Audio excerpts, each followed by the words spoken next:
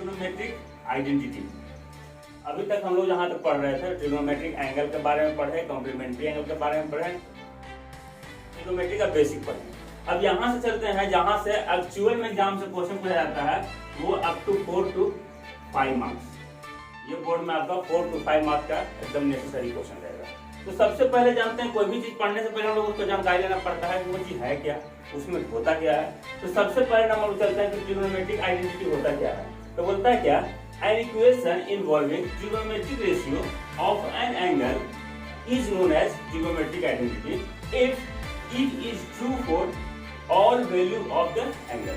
मतलब क्या बोल रहा है कि वैसा इक्वेशन जिसमें कि ट्रिग्नोमेट्रिक रेशियो इन्वॉल्व हो, ठीक है, ट्रिग्नोमेट्रिक रेशियो इन्वॉल्व हो, उसको हम लोग क्या बोलेंगे, ट्रिग्नोमेट्रिक आइडेंटिटी।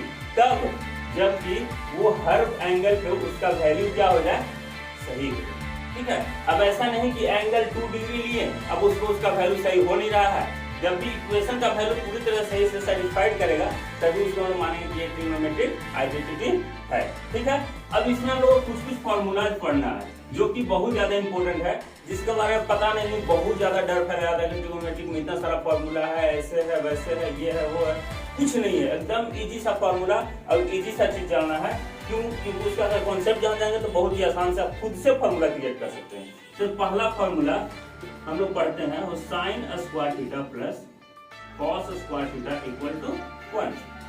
अब इससे देखिए 3 फॉर्मूला बनेगा, इससे 2 फॉर्मूला ऑलरेडी बनेगा, यानी एक फॉर्मूला ये है, 2 और बनेगा। कैसे कैसे? अगर हम लोग यहाँ से साइन स्क्वायर थीटा का वैल्यू निकालें तो क्या बनेगा, 1 माइनस कॉस स्क्वायर थीटा।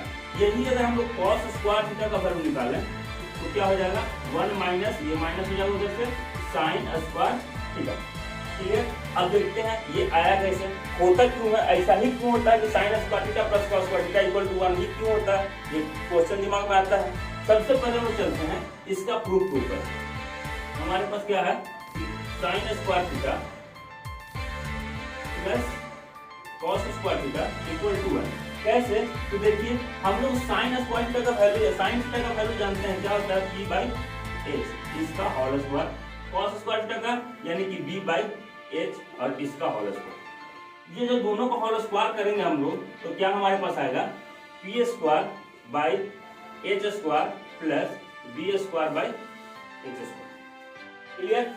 अब देखिए जब यहाँ एलसीएम करते हैं तो क्या होगा, एलसीएम ये h स्क्वायर एलसीएम हो जाएगा और ऊपर में क्या होगा, p square plus b square. और हम लोग यहाँ से पाइथागोरस थ्योरम को लगाते हैं। क्यों? क्योंकि ट्रिगोनोमेट्री का जो मेन कॉन्सेप्ट होता है वो राइट एंगल ट्रायंगल बेस्ड होता है, जिसमें कि हम लोग जानते हैं कि अगर ये ए बी सी कोई राइट एंगल ट्रायंगल है, अगर ये एंगल हमारा थीटा है तो हमको पता है कि ये हाइपोटेनस होगा, ये परपेंडिकुलर होगा, ये बेस होगा।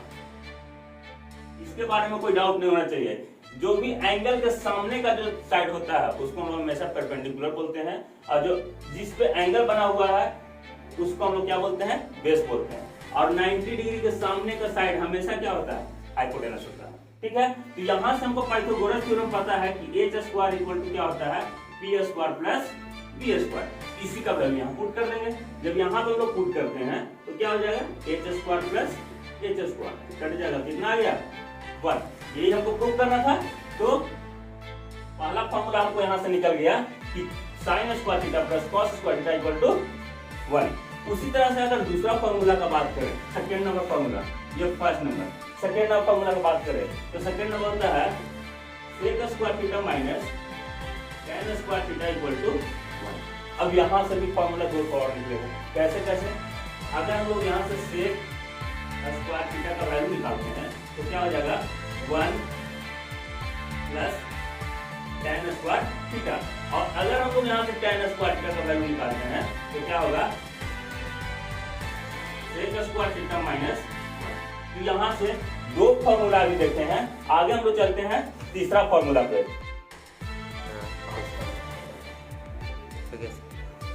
cosec square theta minus cot square theta equal to 1। अब यहाँ से भी 3 फॉर्मूला, 3 फॉर्मूला इसी बन जाएगा, 2 फॉर्मूला और क्या, cosec स्क्वायर थीटा का यहाँ से वैल्यू निकाल सकते हैं 1 प्लस cot स्क्वायर थीटा। और cot स्क्वायर थीटा का वैल्यू यहाँ से निकाल सकते हैं, cot square theta equal to 1 cosec square theta minus 1। उसी तरह से ये 3 जो हुआ ये मेन फॉर्मूला हुआ, यानी कि इस 3 फॉर्मूला से बोला जाए कि ट्रिग्नोमेट्रिक आइडेंटिटी का 50 to 60% क्वेश्चन सॉल्व। अब वो कहाँ कैसे अप्लाई करना है जब हम लोग चलेंगे उस टाइम करेंगे। अब इसके अलावा कुछ स्टैंडर्ड फॉर्मूला है जैसे कि 4 नंबर। हम लोग यहाँ नहीं इसको फॉर्मूला बोलते हैं, एक्चुअल में कोई फॉर्मूला नहीं है, बट ये खुद से आप लोग इसको खुद से कर सकते हैं, कोई ऐसा नहीं है कि आपको खुद से नहीं हो सकता है। चौथा नंबर जो हम लोग पहले से पढ़ चुके हैं, क्या tan theta into cot theta equal to 1। यहाँ से भी 3 निकलेगा, tan theta equal to 1 by cot theta, cot theta equal to 1 by tan theta. Clear? उसके बाद चले जाएगा हम लोग sine theta equal to 1 by cosec theta. क्यों? क्योंकि साइन थीटा का अपोजिट होता है कॉसेक थीटा। कैसे होता है इसको अगर सिंपली हम लोग करेंगे तो इसको सिंपली हम निकाल भी सकते हैं। वो क्या बोलते हैं, ट्रिग्नोमेट्रिक रेशियो में बहुत बढ़िया बेहतरीन तरीका से पढ़े हैं, तो यहाँ ज्यादा डिटेल नहीं करेंगे क्योंकि बहुत ज्यादा फिर लेंदी बना जाएगा। अगर इसको हम लोग इधर लेके आते हैं तो sine theta into cosec theta equal to 1। आगे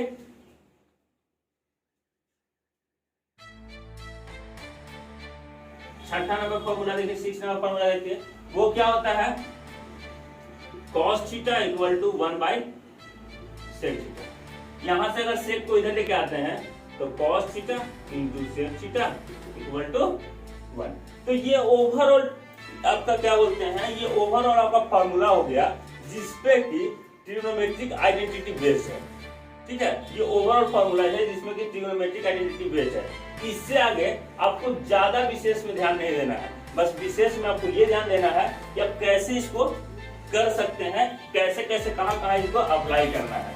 तो थोड़ा सा एप्लीकेशन की हम लोग ध्यान दें, उसके पहले चलते हैं कि इसमें मेन थीम क्या है। ट्रिग्नोमेट्रिक आइडेंटिटी होता है ना, बेस्ड ऑन tan थीटा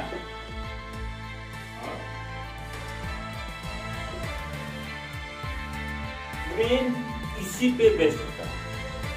ठीक है, मेन इसी पे बेस्ड होता है, यानी ट्रिग्नोमेट्रिक आइडेंटिटी में tan थीटा cos थीटा का बहुत ज्यादा वैल्यू होता है। वो कैसे, जब हम लोग क्वेश्चन अप्लाई करेंगे तब ज्यादा इसमें क्लियर होगा।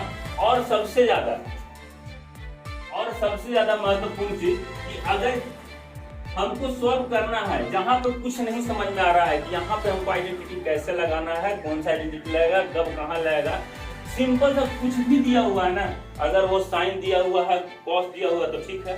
उसके अलावा अगर कॉट दिया हुआ है, टैन दिया हुआ है, कॉसेक दिया हुआ है, सेक दिया हुआ है, तो बस एक चीज हमेशा दिमाग में रखिएगा कि साइन थीटा या कॉस थीटा ये दोनों में चेंज कर दीजिएगा, बस इसमें चेंज कर दीजिएगा, क्वेश्चन सॉल्व हो जाएगा। ठीक है, कोई दिक्कत? यहाँ तक वो कंप्लीट है। अब आगे हम लोग इसके आगे करेंगे एक्सरसाइज की एक्सरसाइज कैसे बनेगा, इसका एक्सरसाइज कैसे करेंगे, इसका क्वेश्चन कैसे करेंगे, कंप्लीट।